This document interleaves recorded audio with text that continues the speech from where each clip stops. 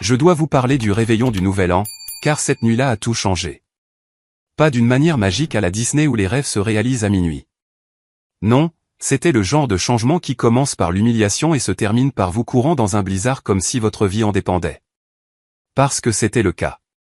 Le manoir de mon père se trouve dans l'un de ces quartiers du Connecticut où les maisons semblent avoir été conçues par des gens qui n'ont jamais eu à se soucier des factures de chauffage. Toutes des façades en pierre et ces hautes fenêtres qui permettent à tout le monde de voir vos lustres en cristal. Je suis arrivé dans ma Honda Civic de 2003 vers 9h ce soir-là. La chose crachotait et toussait comme si elle était offensée d'être garée à côté de la BMW de ma sœur et de la Mercedes de ma belle-mère. Le pot d'échappement était maintenu par un cintre en fil de fer et du ruban adhésif. Je ne plaisante pas. Du vrai ruban adhésif. L'air sentait le pain et la fumée sortait quand je suis sorti. Ils avaient ces couronnes de sapin coûteuses à chaque fenêtre. Le genre qui coûte plus cher que mon budget d'épicerie mensuel. Je pouvais déjà entendre des rires à l'intérieur. Le genre de rire chaleureux et travaillé que les gens riches font lors des fêtes quand ils essaient de s'impressionner mutuellement. Je suis resté là une seconde, regardant mon reflet dans la vitre de la voiture. Ma veste était propre, mais les coudes étaient usés et brillants. Mon jean avait ce look délavé qui vient de trop de lavage, pas d'un créateur essayant de simuler la pauvreté. L'écran de mon téléphone avait une fissure d'un coin à l'autre. Il fonctionnait encore principalement, donc je ne pouvais pas justifier de le remplacer. Dans ma poche, j'avais $40 en billets froissés, des pourboires du restaurant où je débarrasse les tables 3 soirs par semaine. Mon grand-père m'aurait dit de me tenir droit. Il disait que la valeur d'un homme n'est pas dans son portefeuille, mais dans sa colonne vertébrale. Il me faisait lire ses vieux livres quand j'étais enfant. Pendant que ma sœur Jessica était scotchée à son téléphone, faisant des duckface pour Instagram.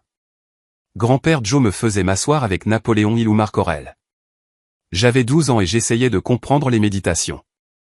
La moitié me passait au-dessus de la tête, mais une partie est restée. Le pouvoir n'est pas d'avoir des choses, disait-il. C'est d'être quelqu'un qui n'en a pas besoin. J'ai monté les marches en pierre et j'ai sonné. Oui, j'ai sonné. Je ne suis pas entré comme ça. C'était comme ça maintenant. Ma belle-mère a répondu, Diane. Elle m'a regardé de haut en bas avec cette expression comme si j'avais traîné de la merde de chien sur son tapis perçant juste en existant. Elle n'a rien dit, s'est juste écartée et a fait un vague geste vers la salle à manger. La maison sentait incroyablement bon. Dinde rôtie, une sorte de farce sophistiquée au canneberge, cette odeur de levure de pain frais. Mon estomac a gargouillé. J'avais mangé un sandwich de station-service il y a 6 heures. La salle à manger sortait tout droit d'un magazine. Longue table en acajou dressée avec de la porcelaine qui coûtait probablement plus cher par assiette que ma voiture. Des bougies partout. Mon père était assis en bout de table dans un pull en cachemire qui coûtait probablement $400. Ma sœur Jessica était sur son téléphone, naturellement, mais elle a levé les yeux assez longtemps pour me faire ce sourire compatissant. 22 ans et elle n'avait jamais travaillé un seul jour de sa vie. J'ai pris ma place. La chaise semblait trop belle. Tout semblait trop beau. De cette manière qui vous rend hyper conscient de ne pas être à votre place.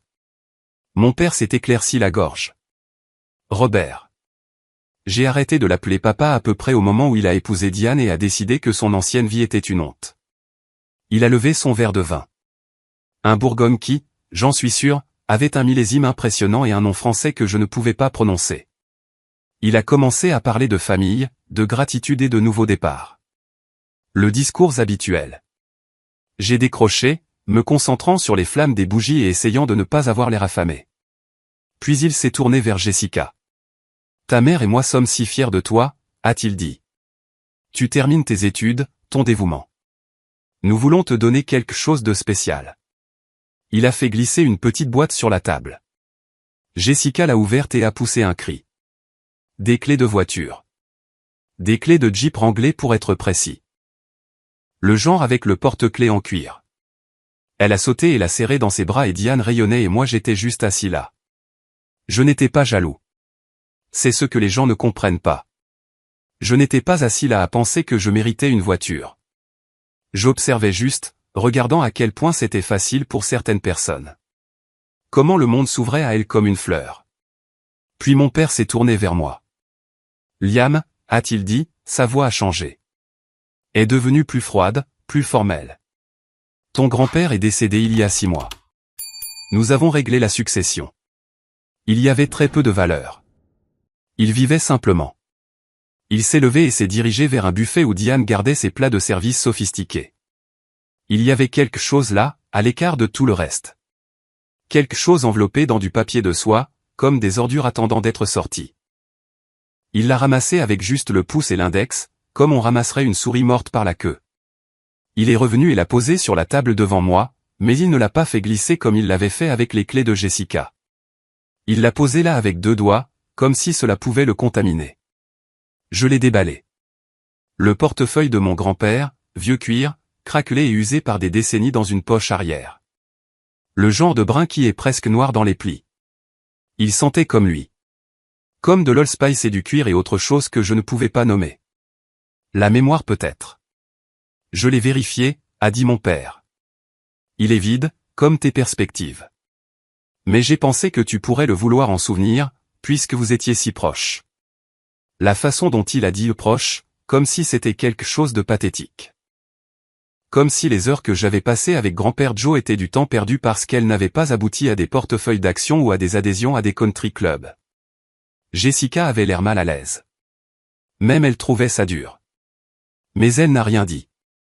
Personne n'a jamais rien dit. Je me suis levé, ma chaise a grincé contre le parquet, trop fort dans le silence soudain. Il y a une boîte de choses dans le couloir, a continué mon père.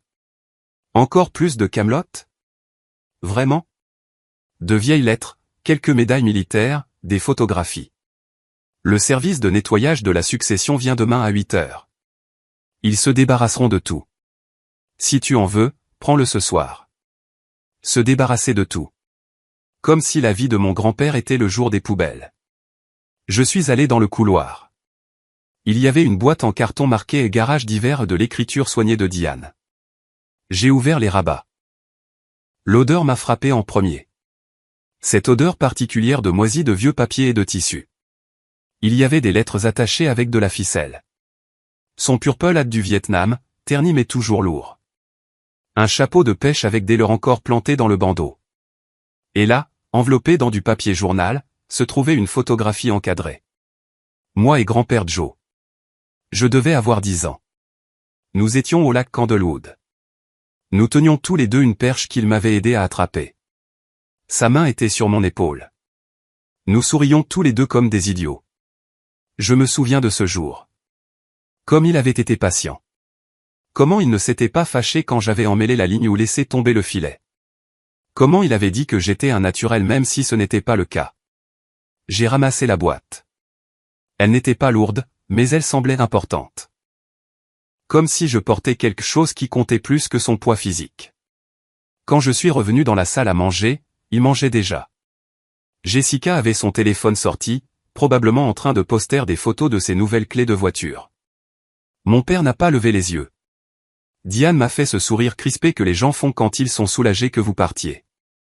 Je prends ça, ai-je dit, en soulevant légèrement la boîte. Mon père a fait un geste de la main dédaigneux. Tout ce que tu veux. Sois juste parti avant que l'équipe de nettoyage n'arrive. Je suis sorti, je n'ai pas dit au revoir, je n'ai pas claqué la porte, je suis juste sorti dans la froide nuit de décembre. La température avait chuté. Ma respiration sortait en nuages. La neige commençait à tomber. Ces gros flocons qui s'accumulent vite. J'ai mis la boîte sur ma banquette arrière parce que mon coffre était plein de merde. Je n'arrêtais pas de me dire que je devais l'organiser. La voiture a démarré à la 3e tentative. Le moteur toussant comme un fumeur invétéré. Le chauffage ne fonctionnait pas vraiment, alors je l'ai mis à fond quand même et je suis resté là à frissonner pendant que le pare-brise dégivrait lentement. J'ai ressorti le portefeuille de mon grand-père, je l'ai tenu sous le plafonnier. Le cuir était craquelé le long de la pliure. Il y avait encore de vieilles marques de stylos à l'intérieur. Des numéros de téléphone probablement effacés en fantôme. Je l'ai ouvert complètement, vérifiant les fentes pour carter le compartiment à billets. Vide, exactement comme mon père l'avait dit. Mais mes doigts ont senti quelque chose.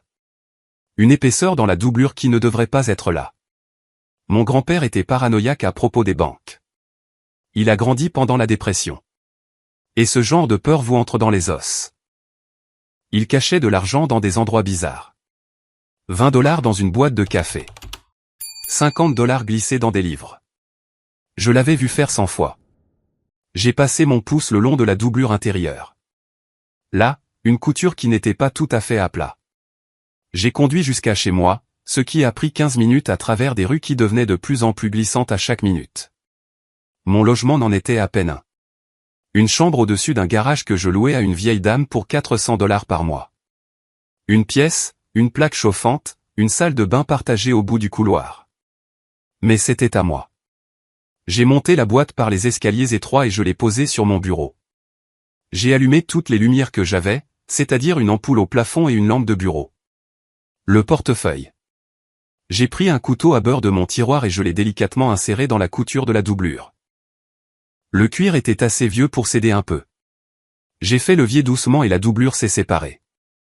Il y avait quelque chose à l'intérieur. J'ai attrapé la pince à bec effilé que je gardais dans mon tiroir à bric-à-brac, je l'ai inséré dans l'ouverture et j'ai tiré. La première chose qui est sortie était un billet de $100, plié serré, comprimé par des années de pression. Je l'ai mis de côté, mes mains commençant à trembler. La deuxième chose était un bout de papier, du papier thermique fin, le genre qui s'efface si on le laisse au soleil. Un billet de loterie, froissé et usé, mais intact. Je l'ai regardé fixement. Les chiffres étaient à peine lisibles. J'ai dû l'incliner sous la lumière. Il y avait 6 chiffres et une date. Le 4 juillet. Mon téléphone. Où était mon téléphone? Je l'ai attrapé de ma poche, j'ai failli le laisser tomber, j'ai tapé loterie Connecticut 4 juillet avec des doigts tremblants. La page a mis du temps à se charger. Mon internet était pourri. Puis je l'ai vu. Jackpot du Powerball, tirage du 4 juillet. Un billet gagnant vendu dans le Connecticut. Montant, $182 millions. Billet toujours non réclamé. Date limite de réclamation, 180 jours à compter de la date du tirage. J'ai fait le calcul dans ma tête. 4 juillet plus 180 jours. Aujourd'hui, 31 décembre. J'ai regardé l'horloge de mon téléphone.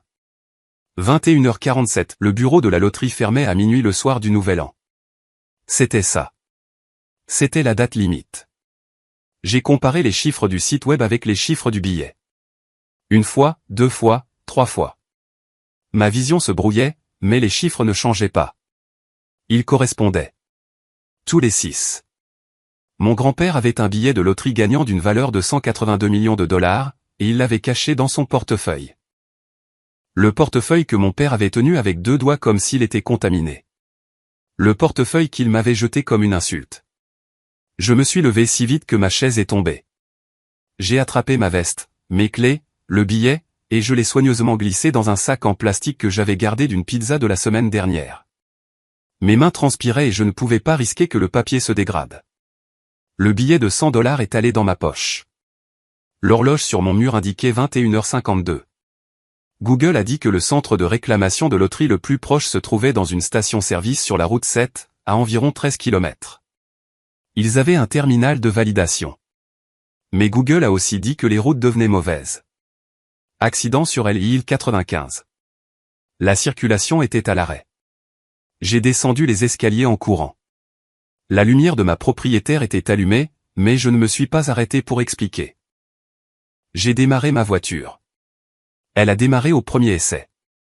Pour une fois dans sa misérable vie. La neige tombait fort maintenant. Pas le joli genre. Le genre qui efface les routes et fait disparaître toutes les autres voitures dans un bruit blanc statique. Je me suis engagé dans la rue. Mon pneu a patiné une seconde avant d'accrocher. L'horloge de mon tableau de bord indiquait 22h01. La route était déjà couverte. Je pouvais à peine voir les marquages au sol. Mes essuie-glaces laissaient plus de traînées qu'ils n'essuyaient. Je me suis penché en avant, agrippant le volant à 2 mains, essayant de voir au-delà du mur blanc. J'ai pensé à mon grand-père, comment il disait que le succès vient aux gens qui sont prêts à agir quand tout le monde dort. Comment il m'a appris que les obstacles n'étaient que des tests. Que l'univers ne se soucie pas de vos excuses. Le feu de circulation devant moi est passé au rouge. Je me suis arrêté. Ma voiture a glissé de quelques pieds avant que les freins ne prennent. J'ai regardé l'horloge. 22h08, la route 7 était encore à 10 km. La neige empirait. J'ai sorti mon téléphone au feu rouge. J'ai vérifié le trafic. L'application montrait des lignes rouges partout. Embouteillage. L'accident sur l'île 95 avait tout bloqué. Toutes les routes principales étaient des parkings. Le feu est passé au vert. J'ai accéléré prudemment. La voiture a fait un tête-à-queue léger. J'ai corrigé, j'ai continué à avancer. Il devait y avoir un autre moyen. Des routes secondaires, quelque chose. J'ai pris une décision. J'ai tourné à droite, loin des routes principales, sur des rues résidentielles que les chasse-neige n'avaient pas encore touchées. Ma voiture a lutté à travers 15 cm d'accumulation. Le moteur a gémi. Allez, ai-je murmuré. Allez. L'horloge indiquait 22h15 quand j'ai tourné dans ce que je pensais être un raccourci, mais la route ne traversait pas. Elle se terminait en cul-de-sac. J'ai juré, j'ai mis la voiture en marche arrière, j'ai reculé, j'ai fait demi-tour. Le pneu a patiné. J'ai balancé la voiture d'avant en arrière, la sentant avancer centimètre par centimètre dans la neige. Finalement, elle a accroché et j'ai accéléré dans le sens d'où je venais. Je pouvais voir des lumières au loin. Pas des feux de circulation, des lumières de commerce. La station-service, peut-être. Je n'étais même plus sûr. La neige était si épaisse, c'était comme conduire dans un tunnel de statique. J'ai juste continué à avancer, parce que s'arrêter n'était pas une option. Parce que quelque part là-bas, à moins de 2 heures, il y avait un terminal qui pouvait tout changer. Et je n'allais pas laisser mon père avoir raison sur moi. Pas ce soir. Le chauffage cliquetait et haletait, soufflant un air à peine chaud. Ma respiration embuait le pare-brise plus vite que le dégivrage ne pouvait le nettoyer. Je l'ai essuyé avec ma manche, laissant des traînées. La route a tourné. Je l'ai suivi, roulant à 30 km/h, ce qui semblait voler dans ces conditions. L'horloge avançait. 22h17, 22h18. J'ai appuyé sur l'accélérateur. Le moteur a protesté. La voiture a dérapé sur le côté pendant une seconde à couper le souffle, puis s'est redressée. J'ai pensé à la photographie dans la boîte. Moi et grand-père Joe au lac. Sa main sur mon épaule. Sa voix disant que j'étais un naturel même si ce n'était pas le cas. Il m'avait laissé ça. D'une manière ou d'une autre, il avait su. Il m'avait laissé une chance. Et je n'allais pas la gâcher. La neige est tombée plus fort. Mes phares creusaient 2 faibles tunnels dans le blanc. Mon GPS de téléphone indiquait que j'étais à 5 km de la route 7. 5 km, ça aurait pu être 500. Mais j'ai continué à conduire, dans la tempête, dans la nuit. Puis je les ai vus. Une mer de feux de freinage rouge brillant à travers la neige devant moi. La bretelle d'accès à l'autoroute. Les voitures ne bougeaient pas. Elles étaient juste là, les pots d'échappement crachant de la fumée blanche dans la tempête. Mon estomac s'est noué. Parce que le temps pressait. Les feux de stop s'étendaient aussi loin que je pouvais voir. Un mur solide de rouge brillant à travers la neige qui tombait, comme une sorte d'avertissement apocalyptique. J'ai doucement levé le pied de l'accélérateur et ma voiture s'est arrêtée derrière une camionnette avec un autocollant de pare-choc Trump et un autocollant fier parent d'un élève méritant. L'ironie ne m'a pas échappé. J'ai vérifié mon téléphone.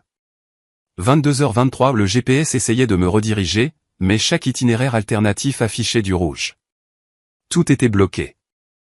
Un accident quelque part plus loin avait transformé l'île 95 en parking. Je suis resté assis là peut-être 30 secondes, regardant ma respiration embuer le pare-brise, sentant la chaleur lutter pour suivre le froid qui s'infiltrait par chaque interstice des vieux joints de ma voiture. Puis j'ai pris une décision qui était soit brillante, soit incroyablement stupide. Je ne pouvais pas rester assis là. Pas ce soir. Je me suis mis sur l'accotement, conduisant lentement le long d'une file de voitures à l'arrêt. Certaines personnes ont klaxonné. Un type a baissé sa vitre et a crié quelque chose à propos d'attendre mon tour. Je les ai tous ignorés. Ma voiture a rebondi sur des ornières gelées, raclant le bas de caisse avec un cri métallique qui m'a fait grimacer. Le billet de $100 et les $40 de pourboire étaient dans ma poche. Le billet de loterie était pressé contre ma poitrine à l'intérieur de ma veste, enveloppé dans ce sac à pizza graisseux. Un quart de mile plus loin, j'ai vu le problème. Un semi-remorque s'était mis en portefeuille sur 3 voies. Il y avait des fusées éclairantes partout, projetant une lumière orange sur la neige. La police d'État avait des voitures qui bloquaient la route. Une ambulance était là, ses gyrophares tournant mais sans sirène. Cela signifiait soit que tout le monde allait bien, soit que quelqu'un n'allait vraiment pas bien et qu'il n'y avait plus d'urgence. Je me suis garé aussi loin que possible sur l'accotement et j'ai coupé le moteur. J'ai de nouveau vérifié mon téléphone. 22h31, le terminal de loterie le plus proche se trouvait dans une station Shell sur la route 7. Selon mon GPS, il était à 3 km, normalement 10 minutes. Ce soir, dans ce désordre, peut-être jamais. Je suis sorti de la voiture. Le vent m'a frappé comme une chose physique, plein de cristaux de glace qui me piquaient le visage. La température était tombée en dessous de zéro. Ma veste était vieille, le genre qu'on trouve chez Goodwill parce qu'elle coûte 5 $ et est assez imperméable. La fermeture éclair s'est coincée à mi-chemin.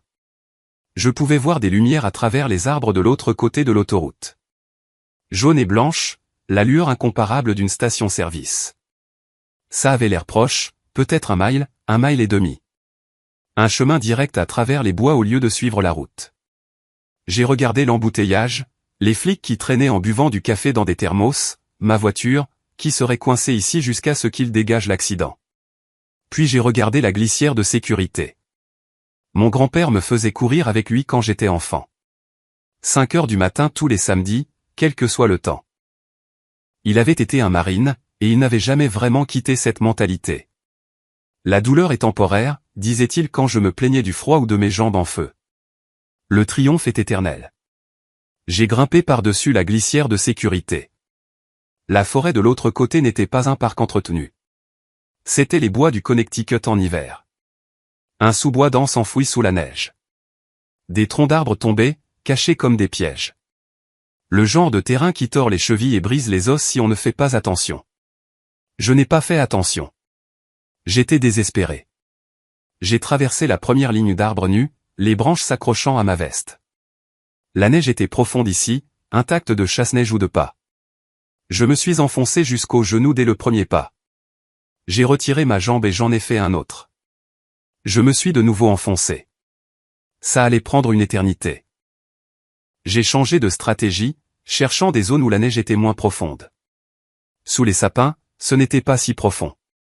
Je me suis déplacé d'arbre en arbre, utilisant les troncs pour me tirer en avant.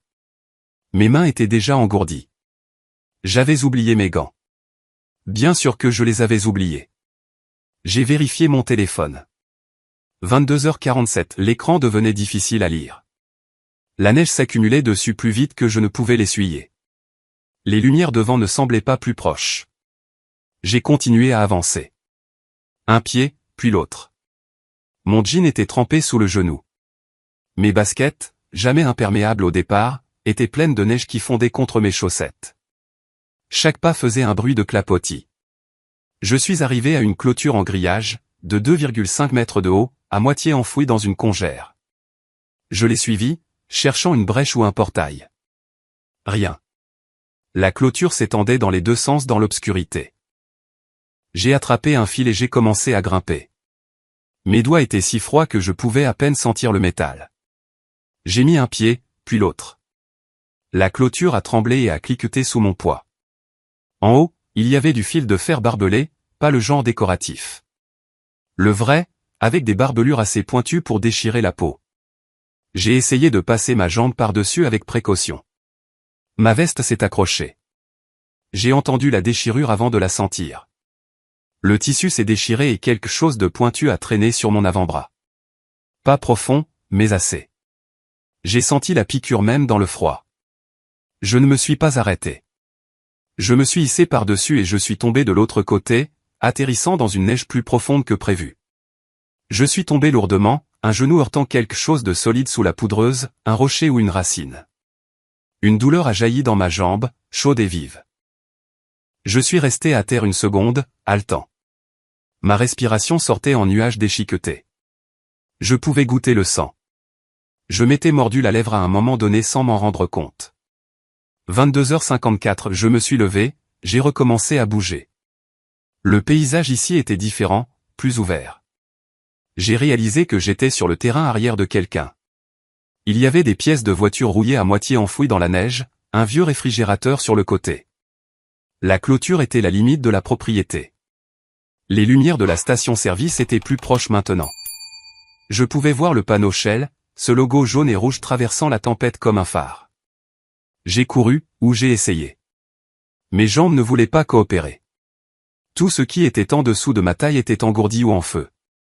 Je ne pouvais plus faire la différence. Mon jean mouillé avait gelé en une sorte de carton, me frottant à chaque pas. J'ai pensé à ma sœur recevant ses clés de Jeep. Au visage de mon père quand il m'a tendu ce portefeuille. À la façon dont toute cette nuit avait été conçue pour m'humilier, pour me remettre à ma place. Au diable tout ça. Au diable tout. J'ai traversé le terrain et j'ai atteint une petite route d'accès, non déneigée mais praticable. Je pouvais voir la station clairement maintenant. Il y avait 2 voitures aux pompes et des lumières allumées à l'intérieur de la supérette. L'horloge sur le panneau d'affichage indiquait 23h03. J'étais proche. Si proche. J'ai traversé la route en trottinant, mon jean gelé faisant un bruit de craquement étrange. Ma veste flottait là où elle s'était déchirée. L'air froid s'est engouffré par l'ouverture, frappant la coupure sur mon bras. Je pouvais sentir le sang là, collant et chaud contre la glace. Le parking était une plaque de verglas sous une fine couche de neige fraîche. J'ai fait 3 pas et mes pieds ont dérapé. Je suis tombé lourdement sur ma hanche, j'ai glissé de quelques pieds et j'ai heurté la base en béton d'une pompe à essence. Pendant une seconde, je suis resté là à regarder la neige tomber. Les flocons étaient plus petits maintenant, plus durs, du grésil se mélangeant à la neige. Ça piquait quand ça me frappait le visage. Je me suis levé. Tout me faisait mal, ma hanche, mon genou, mon bras. Je tremblais si fort que mes dents claquaient. L'entrée du magasin était à 6 mètres. Les 6 mètres les plus chauds que j'ai jamais traversés. J'ai poussé la porte et la chaleur m'a frappé comme un mur. Le changement soudain de température a fait brûler ma peau. Mes doigts ont commencé à picoter, puis à me faire mal, puis à crier alors que la circulation revenait. Le caissier était un jeune, peut-être 19 ans, affalé derrière le comptoir, regardant quelque chose sur son téléphone. Il a levé les yeux quand je suis entré et ses yeux se sont agrandis. Je devais avoir l'air de sortir d'une tombe, trempé, déchiré, saignant, couvert de neige. J'ai essayé de parler, mais ma mâchoire tremblait trop. J'ai levé un doigt. Attendez, juste attendez. Je me suis penché, les mains sur les genoux, essayant de respirer. Le magasin sentait le vieux café et les hot-dogs qui tournaient sur ses rouleaux en métal depuis environ 6 heures de trop. Les néons étaient trop vifs. Tout était trop vif. Le caissier m'a demandé si j'allais bien, si j'avais besoin qu'il appelle quelqu'un. J'ai secoué la tête. J'ai sorti le sac en plastique de ma veste. La graisse de la pizza avait maculé ma chemise, mais le billet était intact. J'ai marché jusqu'au comptoir, les jambes raides, et je l'ai posé. J'ai besoin que vous scanniez ça, ai-je réussi à dire. Billet de loterie. Il m'a regardé comme si j'étais fou. Ce qui est juste, je l'étais probablement. L'horloge sur le mur derrière lui indiquait 23h08. Il a ramassé le billet avec précaution, comme s'il pouvait être contaminé.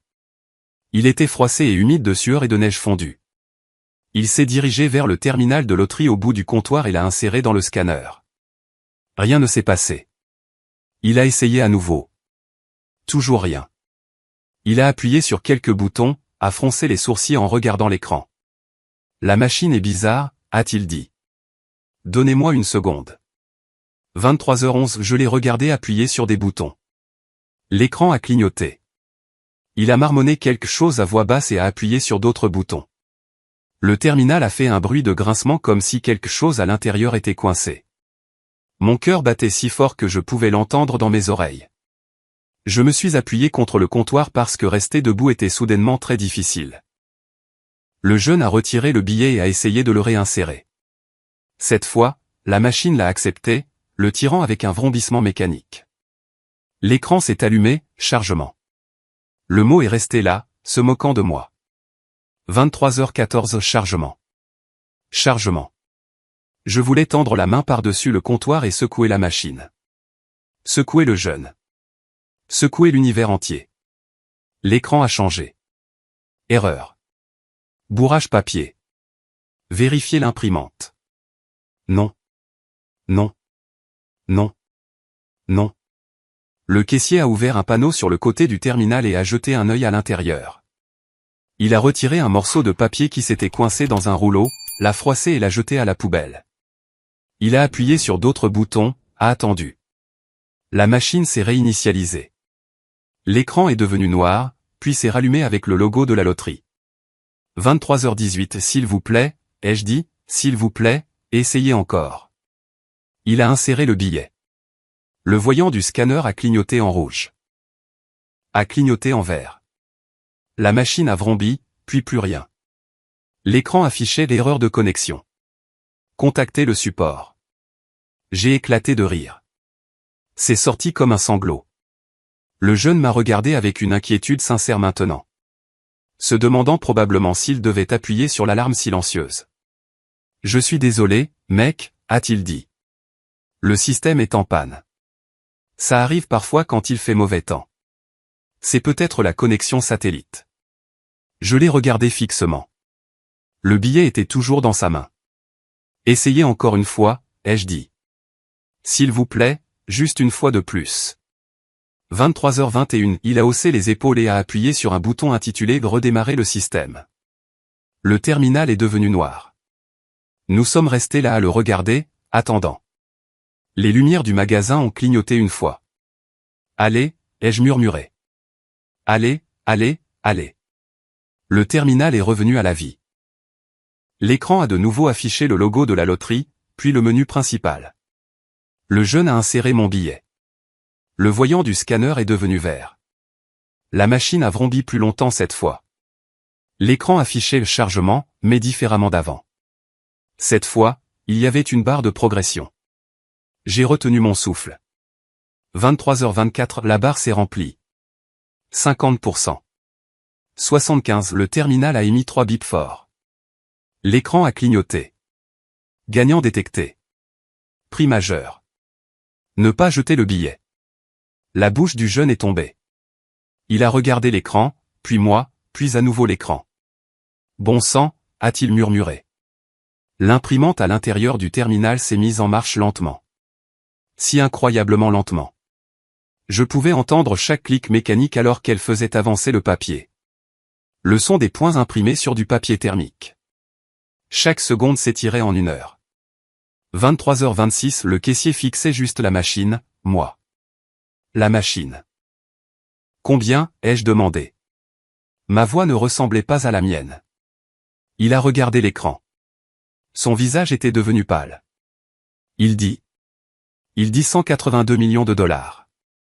L'imprimante continuait. Clic, clic, clic. Le reçu est sorti millimètre par millimètre. Je voulais tendre la main et le tirer moi-même, mais j'ai forcé mes mains à rester sur mes côtés. 23h27, finalement, l'imprimante a terminé. Le jeune a déchiré le reçu le long du bord perforé. Il me l'a tendu à 2 mains, comme s'il s'agissait de quelque chose de sacré. Je l'ai pris. Le papier était chaud de l'imprimante. J'ai regardé le texte. Il y avait des numéros, des codes de réclamation, des tampons de validation, et en bas, en petits caractères, heure de la transaction, 31 décembre, 23h, 27 minutes et 18 secondes. Mes jambes ont lâché. Je ne suis pas tombé. J'ai juste glissé jusqu'à ce que je sois assis sur le sol sale de la station Shell, le dos contre le comptoir. Mes mains tremblaient si fort que le reçu cliquetait. Le caissier est passé derrière le comptoir. Il m'a demandé si j'avais besoin d'eau, si j'étais blessé, si j'avais besoin qu'il appelle quelqu'un. Je ne pouvais pas répondre. Je riais ou je pleurais. Les deux. Les sons qui sortaient de moi n'avaient aucun sens. J'avais réussi. Contre la circulation et la neige et les clôtures en grillage et les terminaux de loterie défectueux. Contre le mépris de mon père et le désir apparent de l'univers de me faire échouer. J'avais réussi. J'ai regardé à nouveau le reçu. J'ai lu l'horodatage. 31 décembre 23h, 27 minutes et 18 secondes. Moins de 3 minutes après que le système soit revenu en ligne. Si ce terminal s'était planté 5 minutes de plus. Si je n'avais pas sauté cette clôture. Si j'avais attendu dans les embouteillages comme tout le monde. Mais je ne l'ai pas fait. Et j'avais réussi. J'ai pensé à mon grand-père cachant ce billet dans son portefeuille. À la façon dont il devait savoir ce qu'il faisait. À la façon dont il m'avait laissé ce test. Pas seulement l'argent, mais la chance de prouver que je pouvais me battre pour quelque chose. Que je pouvais persévérer quand les choses devenaient difficiles. La douleur est temporaire, disait grand-père Joe. J'étais assis sur un sol qui n'avait probablement pas été lavé depuis Thanksgiving, trempé jusqu'aux os, saignant, contusionné, à moitié gelé. Mais je tenais un reçu qui disait que j'avais gagné. Le triomphe est éternel. Le caissier m'a aidé à me relever. Il m'a apporté une bouteille d'eau du réfrigérateur et a refusé que je la paie. Il n'arrêtait pas de me regarder avec cette expression d'admiration, comme si je venais de faire atterrir un vaisseau spatial sur le parking. Je suis resté au comptoir à boire de l'eau, sentant la chaleur revenir lentement dans mes os. Mon téléphone a vibré. Je l'ai sorti. L'écran était encore plus fissuré qu'avant, une toile d'araignée dans un coin, mais il fonctionnait toujours. 23h33, j'avais des messages vocaux. Mon père, Jessica, Diane. Je ne les ai pas écoutés. J'ai regardé le billet dans le sac en plastique et le reçu dans mon autre main, la validation officielle, la preuve que je l'avais réclamé à temps. Le jeune m'a demandé si j'avais besoin qu'on me dépose quelque part, si j'avais un moyen de rentrer chez moi. J'ai pensé à ma voiture, toujours coincée sur l'accotement de l'île 95 derrière un semi-remorque en portefeuille. J'ai pensé à la chambre au-dessus du garage dont je n'aurais plus besoin très longtemps. Au manoir de mon père et au fait que je n'aurais plus jamais à me tenir dans cette salle à manger, me sentant petit. J'avais des options maintenant. De vraies options. Pour la première fois de ma vie. Je me suis assis dans l'une des chaises en plastique près de la fenêtre, regardant la neige tomber à travers le halo des lumières de la station. Le reçu était dans ma poche. Le billet était pressé contre ma poitrine. Mes vêtements commençaient à dégeler, créant une flaque sous ma chaise. Le caissier me regardait de derrière le comptoir, se demandant probablement encore s'il devait appeler quelqu'un, si j'étais en train de faire une dépression nerveuse. Peut-être que je l'étais, mais c'était la meilleure dépression que j'ai jamais eue. J'ai sorti le reçu une dernière fois. Je me suis permis de vraiment le voir. Heure de la transaction, 31 décembre 23h, 27 minutes et 18 secondes. Texte noir sur papier thermique blanc. Une preuve solide et réelle. J'avais battu la date limite. J'avais gagné. Je pensais que le plus dur était passé. Je ne savais pas que gagner était en fait la partie facile. Le garder, ça allait devenir une guerre. 2 mois. C'est le temps qu'il a fallu pour que tout s'effondre. Je pensais que gagner à la loterie résoudrait mes problèmes. Je pensais que le plus dur était passé. Je me trompais sur beaucoup de choses à l'époque. La première semaine après le Nouvel An a été un tourbillon. J'ai déposé une réclamation auprès de la commission de la loterie. Ils ont vérifié le billet. J'ai assisté à des réunions avec des conseillers financiers qui souriaient trop et des avocats qui ne souriaient pas du tout. Tout le monde voulait une part. Tout le monde avait des conseils. Je comprenais à peine la moitié de ce qu'ils disaient. Des termes comme rente contre somme forfaitaire, implication fiscale, fiducie de protection des actifs. C'était comme s'ils parlaient une langue étrangère. J'ai pris la somme forfaitaire. Après les impôts fédéraux à 37% et les impôts d'État à 6% supplémentaires, je regardais environ 104 millions de dollars. Une somme toujours absurde. Toujours plus que ce que je pouvais concevoir. Les fonds devaient être débloqués en 60 jours. Procédure standard, disait-il. Juste une période d'attente. Pendant que tout se traitait, j'ai quitté la chambre au-dessus du garage. J'ai trouvé un motel bon marché sur la route 7, le genre avec des tarifs à la semaine et un distributeur automatique qui n'acceptait que la monnaie exacte. Ce n'était pas grand-chose, mais c'était à moi. Pas de propriétaire, pas de salle de bain partagée. Juste un lit, une télé qui captait 5 chaînes et une fenêtre qui donnait sur le parking. Je gardais la boîte en carton avec les affaires de mon grand-père dans le coin. Les médailles, les lettres, le chapeau de pêche, la photographie encadrée de nous au lac. Le verre encore intact à l'époque. Puis mon père l'a découvert. Je ne sais pas comment. Peut-être que quelqu'un à la commission de la loterie l'a divulgué. Peut-être qu'un employé du cabinet d'avocat a dit quelque chose à quelqu'un qui l'a dit à quelqu'un d'autre. Dans un État comme le Connecticut, l'argent a une façon de faire du bruit. Mon téléphone a sonné un mardi matin. Je n'ai pas reconnu le numéro, mais j'ai répondu quand même.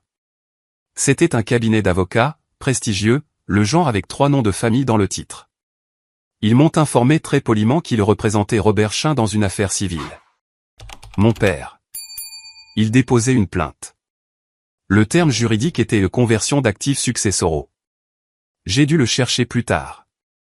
En gros, mon père prétendait que le portefeuille faisait partie de la succession de mon grand-père, que lui, en tant qu'héritier principal, avait droit à tout ce que mon grand-père possédait au moment de sa mort, y compris le contenu de ce portefeuille.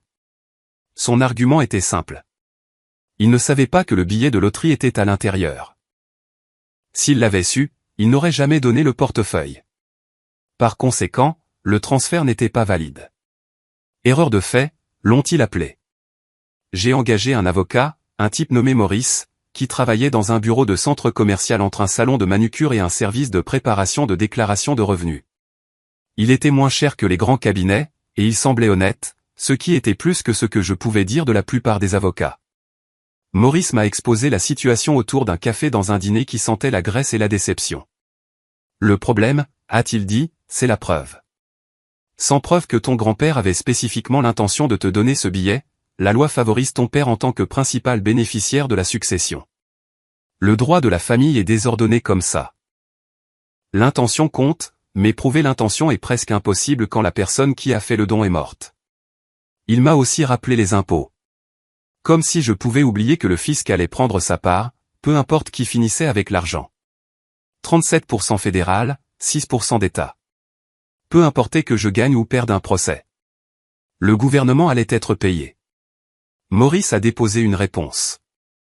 Nous avions une audience prévue pour mars. Puis les avocats de mon père ont déposé une demande d'ordonnance de restriction temporaire. Je n'ai pas compris ce que cela signifiait jusqu'à ce que Maurice l'explique. Une TRO. Il demandait au tribunal de geler mes actifs jusqu'à ce que l'affaire soit résolue, pour s'assurer que je ne puisse pas dépenser l'argent avant que le juge ne rende sa décision. Le tribunal l'a accordé. Comme ça, mes comptes bancaires ont été gelés. Les gains de la loterie, toujours en traitement, ont été bloqués. Je ne pouvais toucher à rien. J'avais exactement $217 dans mon portefeuille et la monnaie qui se trouvait dans le porte-gobelet de ma voiture.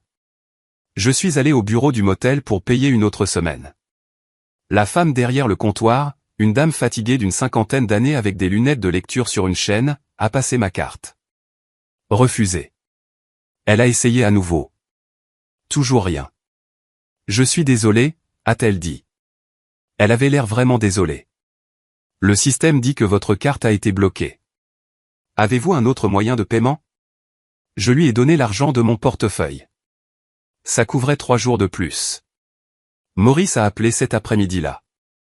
Il avait entendu parler de la TRO. Il avait l'air frustré, ce qui était en quelque sorte pire que s'il avait eu l'air en colère. La frustration signifiait qu'il s'y attendait, mais qu'il ne pouvait pas l'arrêter. Il m'a dit de ne pas m'inquiéter, ce que les gens disent quand il faut vraiment s'inquiéter.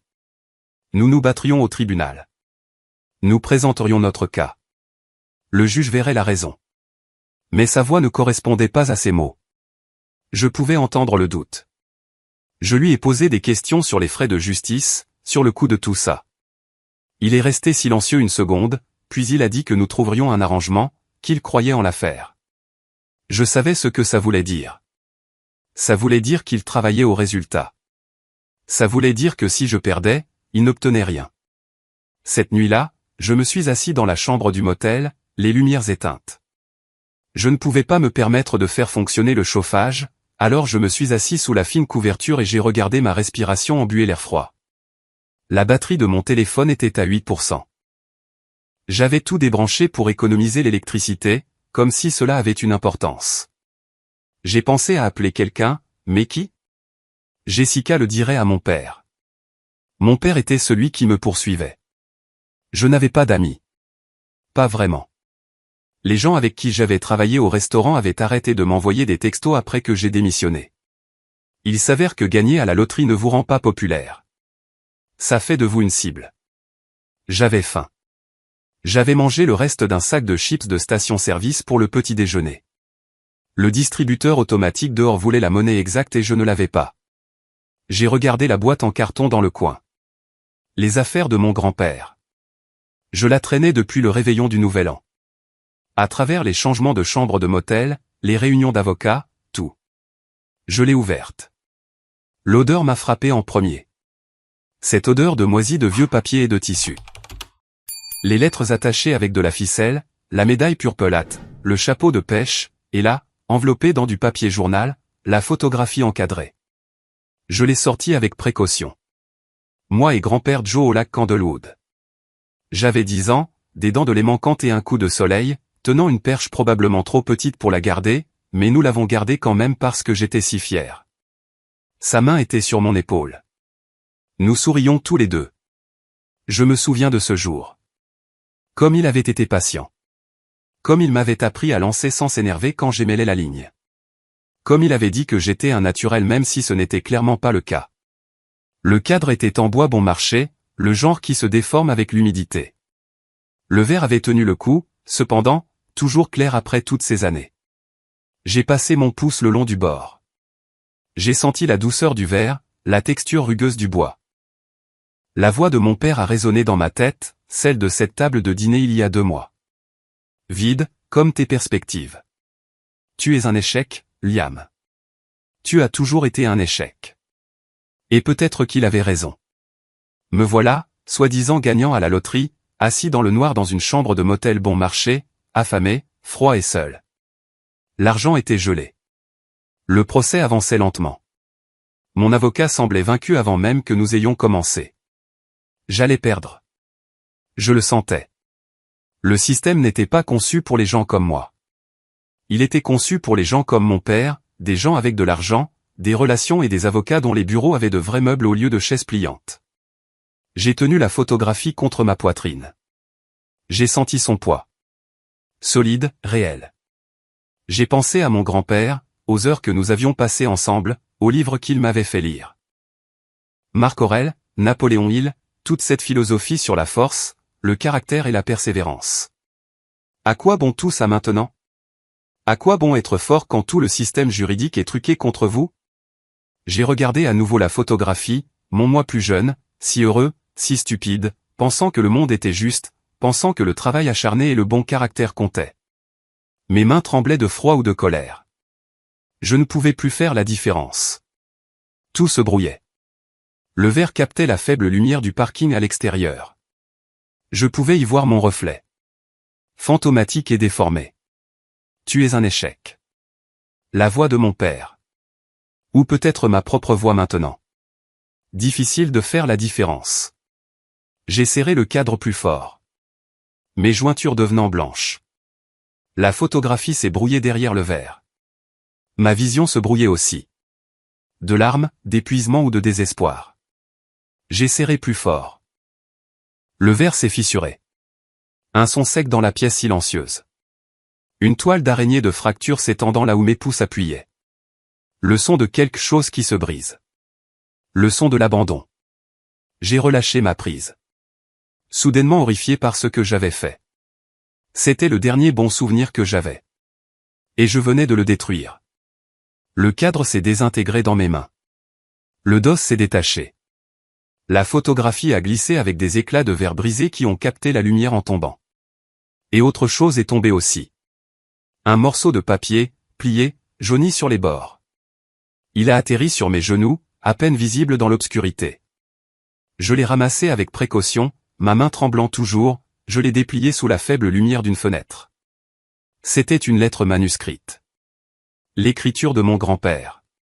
Les lettres capitales soignées qu'il avait apprises chez les marines.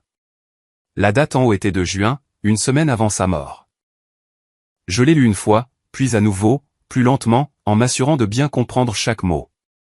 Elle m'était adressée à moi, pas à sa succession, pas à mon père. À moi.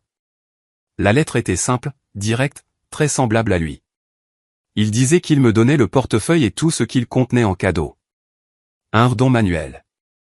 Il avait écrit avec un terme juridique, souligné, comme s'il l'avait cherché pour s'assurer de bien l'écrire.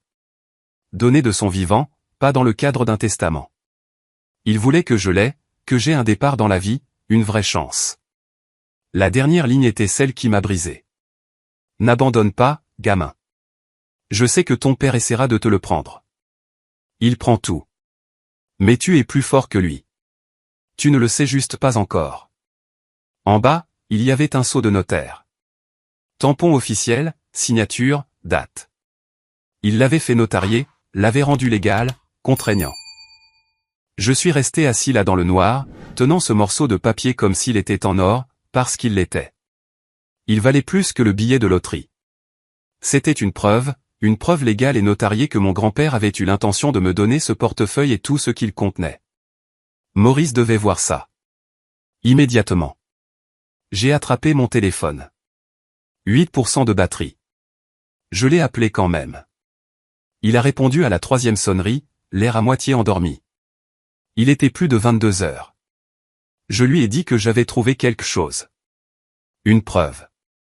Une lettre de mon grand-père, notariée, datée d'avant sa mort. La preuve que le portefeuille était un cadeau. Maurice est resté silencieux un long moment. Puis il m'a dit de le photographier. Les deux côtés, haute résolution. De le lui envoyer immédiatement. Je l'ai fait, mes mains tremblant si fort que j'ai dû m'y reprendre à 3 fois pour obtenir une photo nette. Il m'a rappelé 5 minutes plus tard, bien réveillé maintenant, la voix vive et concentrée. Cela change tout, a-t-il dit. C'est exactement ce dont nous avions besoin. Nous allons déposer ça comme nouvelle preuve. Demander une audience d'urgence. Cette lettre est un don manuel. Elle prime sur les réclamations de la succession. Ton père n'a aucun argument. L'audience a été fixée à la semaine suivante. Tribunal des successions. La juge Morrison présidait. Maurice a dit qu'elle était juste. Stricte sur la procédure, mais juste. J'ai passé les 6 jours suivants dans cette chambre de motel, rationnant le reste de mon argent. J'ai acheté des ramen en gros au magasin à $1. 3 paquets pour $1. Je pouvais faire durer un paquet de repas si j'étais prudent. La photographie était sur la commode, toujours dans son cadre cassé. La lettre était dans la poche de ma veste, dans une pochette en plastique que Maurice m'avait donnée. Je la touchais toutes les quelques heures juste pour m'assurer qu'elle était toujours là, toujours réelle. Le palais de justice était en centre-ville. Vieux bâtiment, marche en pierre, cette odeur particulière de cire à parquet et de bureaucratie. J'ai rencontré Maurice à l'extérieur. Il portait son beau costume, celui qu'il gardait pour les audiences importantes. Bleu marine avec une cravate rouge. Nous sommes passés par la sécurité, avons monté 3 étages, descendu un couloir avec des sols en marbre qui résonnaient à chaque pas. La salle d'audience était plus petite que je ne l'imaginais, avec des lambris, un plafond haut, un drapeau américain dans le coin. Environ 20 sièges pour les observateurs, la plupart vides. Mon père était déjà là, premier rang, côté gauche. Il avait 3 avocats avec lui, des costumes qui coûtaient probablement plus cher que ma voiture. Il m'a vu entrer et son expression n'a pas changé. Juste froide, calculatrice. Diane était assise à côté de lui. Jessica était là aussi, l'air mal à l'aise. Nous nous sommes assis du côté droit. Moi et Maurice, juste nous. L'huissier a demandé à tout le monde de se lever. La juge Morrison est entrée. Elle avait la soixantaine, les cheveux gris tirés en arrière, des lunettes de lecture sur une chaîne. Elle avait l'air fatiguée, comme si elle faisait ce travail depuis trop longtemps et qu'elle avait tout vu 2 fois. Elle s'est assise. Tout le monde s'est assis. Elle a ouvert un dossier et a examiné quelque chose un moment. Puis elle a levé les yeux. Elle a demandé à l'avocat principal de mon père de présenter son cas. L'avocat s'est levé. Un grand type, cheveux argentés, le genre de voix qui remplissait la pièce sans effort. Il a exposé la situation méthodiquement. Le portefeuille faisait partie de la succession. Mon père, en tant qu'héritier principal, avait droit à tous les actifs de la succession. Le transfert du portefeuille avait été fait sans connaissance de son contenu. L'erreur de fait invalidait le don. Mon père avait droit au gain de la loterie dans le cadre de son héritage. Il a parlé pendant 15 minutes. A cité la jurisprudence, des précédents, a fait en sorte que leur victoire semble inévitable. La juge Morrison a écouté sans expression. A pris des notes. A posé quelques questions de clarification. Puis ce fut le tour de Maurice. Il s'est levé, plus petit que l'autre avocat. Costume moins cher, mais sa voix était stable. Il a présenté notre défense. Le portefeuille avait été un cadeau donné directement à moi, par mon nom, lors d'un dîner de famille. Mon père avait explicitement dit qu'il était à moi. Plusieurs témoins pouvaient le confirmer. L'autre avocat a objecté, a dit que le don avait été fait sous de fausses prétentions. Que mon père n'aurait pas donné quelque chose d'une valeur de 182 millions de dollars s'il en avait connu la valeur. Maurice a contré. A dit que l'ignorance de la valeur n'invalide pas un don. Que mon père avait examiné le portefeuille, avait déterminé qu'il était vide, et l'avait donné. La diligence raisonnable était de sa responsabilité. Les avocats ont débattu. Arguments techniques, précédents juridiques. Ma tête tournait, essayant de tout suivre. La juge Morrison a levé la main. Assez. Elle a regardé Maurice, lui a demandé s'il avait d'autres preuves que les témoignages sur le dîner. Quelque chose de concret montrant l'intention de mon grand-père. Maurice m'a jeté un coup d'œil, a hoché la tête. J'ai mis la main dans ma veste, j'ai sorti la pochette en plastique avec la lettre, je me suis levé et j'ai marché jusqu'à l'huissier, qui l'a apporté à la juge. Les avocats de mon père ont immédiatement objecté. Qu'est-ce que c'était? Pourquoi n'en avait-il pas été informé? C'était très irrégulier. La juge Morrison les a fait taire d'un regard. Elle a ouvert la pochette et a lu la lettre. La pièce était complètement silencieuse. Je pouvais entendre l'horloge sur le mur faire tic-tac. Quelqu'un dans la rangée du fond a toussé. La juge Morrison l'a lu 2 fois. A examiné le sceau du notaire, l'a tenu à la lumière. Puis elle l'a posé et a regardé mon père. Son expression avait changé. La neutralité professionnelle avait disparu. Maintenant, il y avait autre chose. Du dégoût, peut-être, ou de la déception. Elle a demandé à l'avocat de mon père s'il était au courant de cette lettre. L'avocat avait l'air confus. A dit non. C'était la première fois qu'il en entendait parler. A demandé du temps pour vérifier son authenticité. La juge Morrison a dit que ce ne serait pas nécessaire. Le sceau du notaire était valide. La date était claire. La lettre avait été écrite et notariée avant la mort de mon grand-père. C'était un don manuel, fait de son vivant, en dehors de la procédure de succession. Elle a de nouveau regardé mon père, lui a parlé directement. Elle a dit qu'il était clair d'après la lettre que mon grand-père avait spécifiquement eu l'intention de me donner le portefeuille et son contenu, qu'il avait pris des mesures légales pour s'assurer que ce don tiendrait devant un tribunal. Que toute réclamation de mon père sur ses actifs était sans fondement. Requête rejetée, a-t-elle dit. Les gains de la loterie appartiennent au petit-fils. Affaire classée. Elle s'est levée. Tout le monde s'est levé. Elle est partie par la porte derrière le banc.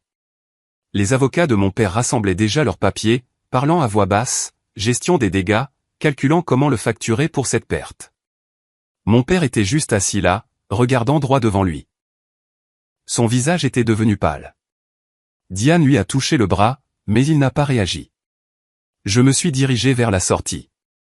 Maurice disait quelque chose sur les prochaines étapes, sur la levée de la TRO, sur l'accès à nouveau à mon compte. Je l'entendais à peine. J'ai atteint le couloir, j'ai commencé à me diriger vers les ascenseurs. C'est là que j'ai entendu des pas derrière moi, rapides, se rapprochant. Liam, la voix de mon père. Attends. Je me suis arrêté, je me suis retourné. Il avait l'air plus petit, en quelque sorte, plus vieux. La confiance qu'il portait comme une armure à la table du dîner 2 mois auparavant avait disparu. Maintenant, il avait juste l'air désespéré. Il a dit que tout cela était un malentendu. Que nous étions une famille. Que bien sûr, il était heureux pour moi.